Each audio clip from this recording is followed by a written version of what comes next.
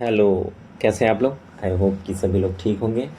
और पिछली वीडियो में हम लोगों ने बात किया था कि हम लोग सपोर्ट और रेसिस्टेंस के ऊपर बात करेंगे, सीखेंगे कि कैसे ड्रॉ होता है सपोर्ट और रेसिस्टेंस, क्या मायने हैं इसके, मार्केट क्यों रिएक्ट करता है यहाँ पे, और क्या हमें फ़ायदा होगा। ठीक है, इसको सीखने से।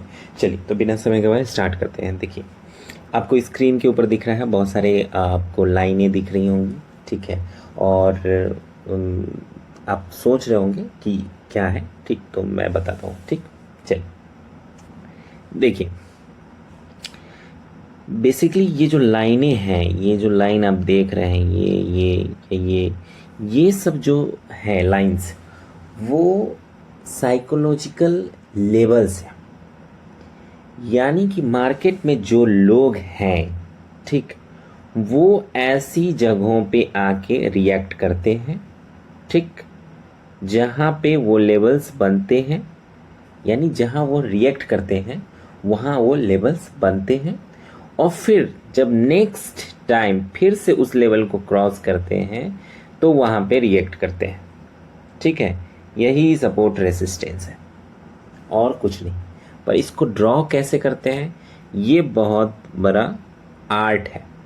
बहुत बड़ा आर्ट क्यों कह रहा हूँ, क्योंकि सपोर्ट और रेसिस्टेंस आपने अगर ड्रॉ करना सीख लिया मार्केट के अंदर, तो आप इस चीज़ को 50% सीख जाते हैं कि मार्केट कैसे अब मूव करेगा। मतलब आप जब इस चीज़ को देख लेते हैं, समझ जाते हैं कि कौन इसका सपोर्ट है और कौन इसका रेसिस्टेंस है, और उसमें भी मेजर सपोर्ट मेजर रेसिस्टेंस कहाँ बन रहा है, कहाँ है, तो आप इस बात को आइडेंटिफाई कर लेते हैं कि कोई भी मार्केट कहाँ से कहाँ तक मूव करेगा या कहाँ तक मूव कर सकता है। ठीक, चलिए, तो हम जानते हैं कि कैसे हम इसको आइडेंटिफाई करेंगे, कैसे ड्रॉ करेंगे। ठीक है, अभी जो आप चार्ट देख रहे हैं वो 5 मिनट टाइम फ्रेम पे देख रहे हैं। ठीक है, तो पहले आपको जब भी चार्ट खोलना है वो 5 मिनट टाइम फ्रेम पे चार्ट खोलना है। अब यहाँ पे एक चीज़ आपको देखना है, पता है क्या देखना है? आपने देखा कि मार्केट यहाँ था पहले, ठीक है, यहाँ रिएक्ट किया, फिर यहाँ से मार्केट ने एक बाउंस लिया और गैप अप खुला। ठीक है, यानी कि पहले वो नीचे था, अब ऊपर की तरफ है। फिर यहाँ से एक पुल बैक आया, जिसको कम्प्लेक्स पुल बैक कहेंगे अगर हम इस लेवल से देखें तो। ठीक है, लेकिन यहाँ से जब मार्केट ने एक रैली स्टार्ट की, यानी कि जब हायर हाई बनाया और हायर लो बनाया, तो अपने डे हाई को उसने क्रॉस कर दिया। ठीक है, और ये एक्सपायरी के दिन का मैं आपको दिखा रहा हूँ जो चार्ट है, एक्सपायरी के डे का चार्ट है, इसलिए इतना बड़ा गैप अप भी आपको दिख रहा है। ये न्यूज़ के कारण गैप अप है, जिसको ट्रम्प साहब ने कहा कि हम 5 दिन का स्टे करते हैं हम युद्ध के ऊपर, उसके कारण। ठीक है, खैर, तो मैं बात कर रहा था टाइम फ्रेम की। देखिए, ये 5 मिनट का टाइम फ्रेम, आपने ये देख लिया कि मार्केट किस तरफ मूव कर रहा है। ठीक है, अब मेरे को ये देखना है कि मार्केट का सपोर्ट और रेसिस्टेंस कहाँ है, कैसे बन रहा है। ठीक है, तो मैं क्या करूँगा, इससे हायर टाइम फ्रेम पे जाऊँगा। ठीक, और कितना हायर जाऊँगा, 30 मिनट के टाइम फ्रेम पे मैं आ जाऊँगा। 30 मिनट के टाइम फ्रेम पे, तो जैसे ही मैं 30 मिनट के टाइम फ्रेम पे आता हूँ तो क्या देखता हूँ कि मार्केट ने यहाँ से स्टार्ट किया और यहाँ आया, यहाँ से रिजेक्ट किया, तो ये जो इसका है ये रेसिस्टेंस एरिया बन जाता है, और ये वाला जो है ये सपोर्ट एरिया बन जाता है उस दिन के लिए। लेकिन पहले दिन अगर आप देखेंगे तो मार्केट ने वहीं से रिएक्ट किया था, और फिर मार्केट गिरते हुए अपना सपोर्ट कहाँ बनाता है, इस एरिया में बनाता है। ठीक, अगर हम बहुत पीछे जाएंगे तो ये भी लेवल जो है वो सपोर्ट लेवल है, ये वाला। ठीक है, तो बहुत पीछे हम कहाँ जाएंगे और हायर टाइम फ्रेम पे जाएंगे, तो हम इस चीज़ को फाइंड आउट कर सकते हैं। आप देख रहे होंगे, ठीक, जहाँ से भी मार्केट रिएक्ट करता है वहाँ एक लाइन है। ठीक, इस तरह आप जो है बड़े टाइम फ्रेम पे ये आइडेंटिफाई करते हैं कि कहाँ से एक्चुअल में मार्केट ने रिएक्ट किया है और मेजर सपोर्ट और मेजर रेसिस्टेंस कहाँ है। देखिए ये जो सपोर्ट हुआ है ये मेजर सपोर्ट नहीं है। क्यों नहीं है? क्योंकि यहाँ से सिर्फ मार्केट ने एक बार ही रिएक्ट किया है, वो भी एक दिन के मतलब चार्ट पे, पहले नहीं किया है। आप पहले देखेंगे तो यहाँ पे कोई रिएक्शन नहीं है, ऐसे कुछ नहीं है, ठीक है। तो रिएक्शन कहाँ है? रिएक्शन अब ये जो है इसको हम मेजर रेसिस्टेंस मान सकते हैं। क्यों मान सकते हैं? क्योंकि मार्केट ने यहाँ पे दो बार रिएक्ट किया था, लेकिन ये रेसिस्टेंस टूट गया, ठीक है। अब कोई रेसिस्टेंस है तो इसका मतलब ये नहीं कि वो टूटेगा नहीं, कोई सपोर्ट है तो इसका मतलब ये नहीं कि वो टूटेगा नहीं। वो टूटेगा कब? जब पूरे मतलब एक अग्रेसिव बाइंग आएगी, या मतलब एक अग्रेसिव ऐसा कैंडल बनेगा जो लो की तरफ हो तो सपोर्ट टूट जाएगा, अगर अप की तरफ हो तो फिर वहाँ पे रेसिस्टेंस टूटने के चांसेस हैं, और उसके फॉलो थ्रो होते ही जैसे ही पुल बैक होता है आप एंट्री बना सकते हैं, ठीक है। खैर चलिए अब आगे बढ़ते हैं। तो इतने पे भी अगर आपको नहीं समझ में आता है कि सपोर्ट रेसिस्टेंस कहाँ है, आपको 30 मिनट पे भी नहीं समझ में आया, 5 मिनट से आप 30 मिनट पे शिफ्ट हुए, नहीं समझ में आया, कोई बात नहीं, इससे और आगे शिफ्ट होंगे। अब हम 1 घंटे का चार्ट खोलेंगे, वहां देखेंगे कि वो चार्ट जो 1 घंटे का है उसमें 1 घंटे का जो कैंडल है, यानी 1 घंटे के चार्ट, हम 1 घंटे के इस पे क्या टाइम फ्रेम पे क्या देख रहे हैं, एक्चुअली एक एक कैंडल 1 घंटे का है इसमें, ठीक है। तो हम ये देख रहे हैं। अब हम देख रहे हैं कि यहाँ से एक बार यहाँ आया और इसने यहाँ से रिजेक्शन लिया, ऊपर की तरफ एक बॉडी बनाई छोटी सी, और फिर यहीं से मार्केट जो है ऊपर हो गया। तो हम इस बात को आइडेंटिफाई कर सकते हैं कि ये जो पहले का सपोर्ट था उसको रिस्पेक्ट करते हुए, ठीक है, 1 घंटे का जो कैंडल है उसने रिस्पेक्ट करते हुए क्या किया है, यहाँ से एकदम बाउंस लिया है ऊपर की तरफ, ठीक। और ऊपर देखेंगे तो यहाँ फिर रेसिस्टेंस को रिस्पेक्ट किया है, और फिर एक पुल बैक, और फिर एक ऊपर की तरफ मूव। समझ गए? अगर इसमें भी आप नहीं ड्रॉ कर पा रहे हैं तो फिर आप इससे भी हायर टाइम फ्रेम पे जा सकते हैं और देख सकते हैं। यहाँ पे एक एक कैंडल जो है वो 4-4 घंटे का है, ठीक। ये जो पूरा एक कैंडल आप देख रहे हैं ये 4 घंटे का है।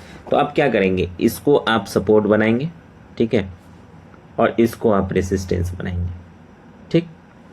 समझ में आ गया? अब ये 4 घंटे के टाइम फ्रेम पे सपोर्ट और रेसिस्टेंस आपने ड्रॉ कर लिया है। अब फिर आपको 5 मिनट चार्ट पे जाना है, और वहां पे देखेंगे कि एक कैंडल ऐसे ऐसे ऐसे करके इसी बीच बन रहा होगा या इसी बीच चल रहा होगा, फिर ये इसका मेजर रेसिस्टेंस है, यहाँ पे आएगा। तो हो सकता है कि मार्केट 2 चीज़ें करे, ठीक है। 2 चीज़ें अब वो क्या करेगा, ठीक। एक तो वो ये करेगा कि यहाँ से वो रिजेक्शन ले ले, ठीक है, नीचे की तरफ मूव कर दे। दूसरा ये करेगा कि इसको ये तोड़ दे और फिर ऊपर की तरफ चला जाए। और एक चीज़ और कर सकता है, ठीक है, वो करता है, देखिए जब मार्केट एक ट्रेंड में होता है, रैली में होता है ऊपर की तरफ, तो वो एक ऐसा पॉइंट आता है रेसिस्टेंस का जहाँ पे वो रुकता है, ठीक है। और रुक कर वो क्या करता है, वो एक्यूमुलेशन या फिर डिस्ट्रीब्यूशन करता है, ठीक। यानी वहाँ पे रुक के वो एक्यूमुलेट करता है एनर्जी को, जिस एनर्जी को उसने यहाँ से यहाँ तक आने में खर्च किया है, अब उसको वो यहाँ पे साइडवेज होके एक रेंज में आके एक्यूमुलेट करता है, ताकि या तो वो अगर यहाँ से नीचे आना हो तो तेजी से आ सके, या यहाँ से ऊपर जाना हो तो तेजी से जा सके, ठीक है। बेसिकली ये करता है। तो अगर आपको 4 घंटे के भी टाइम फ्रेम पे ये समझ में नहीं आ रहा है कि सपोर्ट रेसिस्टेंस कहाँ है, तो आपको क्या करना है, इससे हायर टाइम फ्रेम पे जाना है, 1 दिन के टाइम फ्रेम पे। देखिए मैं आपको यही कहूँगा कि होता ये है कि ट्रेडिंग में ना 3 तरह की ट्रेडिंग होती है। एक होता है स्विंग ट्रेडिंग, ठीक। स्विंग ट्रेडिंग में क्या होता है, हम 1 वीक तक, 1 दिन से लेके 1 वीक तक होल्ड करते हैं किसी भी चीज़ को। अब किसी भी ट्रेड को हम परचेज करें, उसके बाद हमने होल्ड किया, ठीक है। होल्ड करके यानी 1 वीक तक इसलिए होल्ड करते हैं क्योंकि किसी जो इंडेक्स है जैसे निफ्टी है, उसका क्या है कि 1 वीक के अंदर उसका एक्सपायरी हो जाता है, ठीक। किसी इंडेक्स का जैसे bank Nifty, Sensex, bank x, ये सब जो है इनका मंथली एक्सपायरी होता है। अब पहले होता था वीकली, लेकिन अब मंथली होता है। ठीक है, तो इसलिए अगर आप लॉन्ग टर्म तक, लॉन्ग मतलब लॉन्ग इतना नहीं कि बहुत ज़्यादा, लॉन्ग मतलब कि 4 दिन 5 दिन 1 सप्ताह 1 महीना, ठीक है, आप होल्ड कर रहे हैं तो स्विंग ट्रेडिंग कर रहे हैं बेसिकली। अगर आप एक ही दिन में, आज सुबह आपने परचेज किया और शाम तक 3:30 बजे जो मार्केट बंद हो रहा है तो आपने स्क्वायर ऑफ कर लिया, तो वो हो गया इंट्राडे ट्रेडिंग। क्या हो गया? एक तो आपका हो गया स्विंग ट्रेडिंग, ठीक, और दूसरा हो गया इंट्राडे, यानी एक दिन के अंदर। ठीक है, और एक ट्रेडिंग होती है, वो होता है स्कैल्पिंग। स्कैल्पिंग जो लोग करते हैं ये काफ़ी प्रो होते हैं, यानी अच्छे से सीखा होता है इनको। मतलब ये आसान है, ये थोड़ा आसान है, और ये जो है रिस्की बहुत। स्कैल्पिंग मतलब आपने अभी लिया ट्रेड, ठीक है, और विद इन सेकेंड से लेके मिनट, 5 मिनट, 10 मिनट में आपने स्क्वायर ऑफ कर लिया। आपने अभी यहाँ पे परचेज किया और तुरंत मार्केट ने रिएक्ट किया, 10 20 50 पॉइंट दिया आपको, और आपने यहाँ पे स्क्वायर ऑफ किया, और फिर आपने क्या किया, क्लोज कर दिया उस ट्रेड को, और जो भी प्रॉफिट हुआ उसको बुक किया, बात खत्म हो गई। इसको कहते हैं स्कैल्पिंग। ठीक है, समझ में आ गया? अब 1 घंटे के टाइम फ्रेम पे आप आके इस चीज़ को, सॉरी 1 दिन के टाइम फ्रेम पे आके आप इस चीज़ को पूरी तरीके से देख सकते हैं कि इस कैंडल का जो लो है वो ये है, ये पॉइंट है लो, ये जो वीक आपको दिख रही है, तो ये इसका जो है सपोर्ट हो गया, और इसका जो ये हाई है एक दिन में आप देख रहे हैं कि ये इसका रेसिस्टेंस हो गया। वहीं दूसरे दिन का आप कैंडल देखेंगे तो ये पूरा कैंडल है, तो ये जो इसका लो है ये फिर सपोर्ट हो गया, ठीक, और ये जो इसका हाई है ये हो गया आपका रेसिस्टेंस। फिर आगे की कैंडल देखेंगे तो फिर ये इसका सपोर्ट हो गया, फिर ये इसका रेसिस्टेंस हो गया। तो इस तरह करके आप सपोर्ट रेसिस्टेंस ड्रॉ कर सकते हैं, लेकिन आपको जो लास्ट कैंडल होगा डे का उसको ध्यान में रखना है, क्योंकि आप मोस्टली इंट्राडे या फिर स्कैल्पिंग करते हैं, स्विंग ट्रेडिंग नहीं करते। बहुत सारे लोग करते होंगे, ठीक है, मैं नहीं करता इसलिए मैं बता रहा हूँ। ठीक है, तो इस तरह करके आप सपोर्ट और रेसिस्टेंस को ड्रॉ कर लेते हैं। सपोर्ट रेसिस्टेंस का मतलब ये कभी नहीं होता कि वो टूटेगा नहीं या वहाँ से रिएक्ट ही कर जाएगा प्राइस, नहीं, लेकिन ये मतलब ज़रूर होता है कि अगर प्राइस दोबारा यहाँ आती है तो यहाँ से रिएक्ट करके वापस जाने की जो चांसेस है, प्रोबेबिलिटी है, वो 70%, और 30% चांस है कि बहुत मजबूत स्ट्रांग रैली रही तो इसको तोड़ देगा। ठीक है, ये होगा।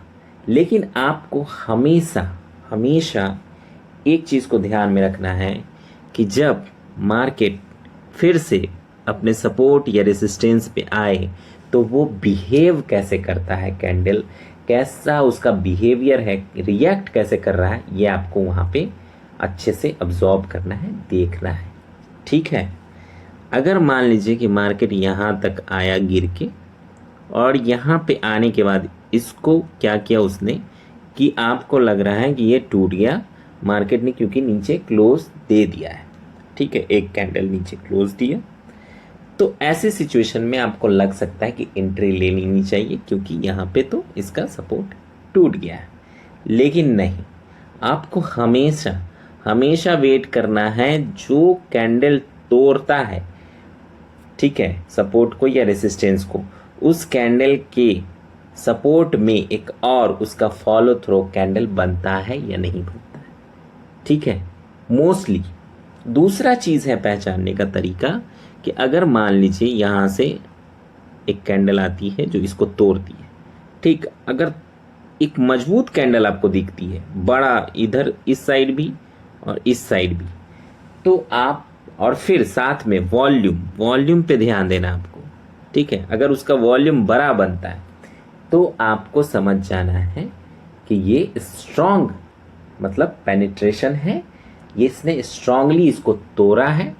ठीक है, और यहाँ से हो सकता है कि अगला कैंडल भी और तेज़ी से बने और तेज़ी से बने और तेज़ी से बने, ठीक है, तो आपके पास इतना टाइम ही नहीं होगा कि आप एंट्री करें, तो आप इस चीज़ को समझते हुए यहाँ पे रिस्क ले सकते हैं, लेकिन ये रिस्की होता है। तीसरा सिनेरियो ये हो सकता है कि मार्केट ने यहाँ से तोड़ा, ठीक है, और उसका फॉलो थ्रो भी आया, उसके बाद फिर से मार्केट यहाँ से जाता है नीचे की तरफ, और फिर जो पहले सपोर्ट था अगर वो टूटता है, ठीक है, सपोर्ट अगर टूटता है तो वो बाद में रेसिस्टेंस बन जाता है, ठीक है। मान लीजिए ये सपोर्ट था, ये टूटा और फिर एक फॉलो थ्रो कैंडल भी बना, लेकिन अगला कैंडल जब ऐसे फिर वापस की तरफ बनता है, ठीक है, रिवर्स होता है, तो वो बेसिकली रिवर्स नहीं होता, वो पुल बैक होता है। फिर वो जाता है और रेसिस्टेंस को टच करता है, यानी उसको टेस्ट करता है, और फिर से अपनी दिशा में वो घूम जाता है। तो जब ये पुल बैक हो और यहाँ पे एक रिजेक्शन कैंडल बने, ठीक है, तो फिर आप यहाँ पे एक एंट्री बना सकते हैं और रिजेक्शन कैंडल के, ठीक है, ऊपर में आप अपना एसएल रख सकते हैं, और फिर जो नियरेस्ट आपका सपोर्ट होगा नेक्स्ट, वहाँ तक आप टारगेट रख सकते हैं, ठीक है। तो ये आप कर सकते हैं, और सपोर्ट रेसिस्टेंस इस तरह से आप ड्रॉ कर सकते हैं। सपोर्ट रेसिस्टेंस ड्रॉ करने के लिए मैंने आपको बताया कि आपको हमेशा हायर टाइम फ्रेम में देखना चाहिए कैंडल को, ठीक है, समझ गए। और ट्रेंड देखने के लिए आपको 30 मिनट का देखना चाहिए कि ट्रेंड क्या है, ठीक है। चलिए, तो इसी के साथ विदा।